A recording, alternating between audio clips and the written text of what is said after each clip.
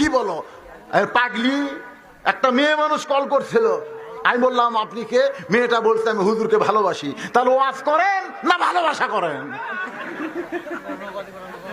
আমি দৌড়ে গিয়ে বইয়ের হাত চাপে ধরে বললাম আস্তে কথা বলো, রাস্তার ধারত বাড়ি, মানুষ যদি শুনবার পারে যে তুমি বউ হয়ে আমার লুচ্চা করছে, আমার ওয়াজ কিন্তু বাদ হয়ে যাবে। দেখি মোবাইল নিয়ে আস।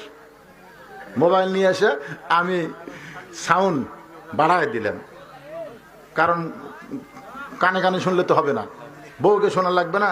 লাউড স্পিকার দিয়ে বললাম মা,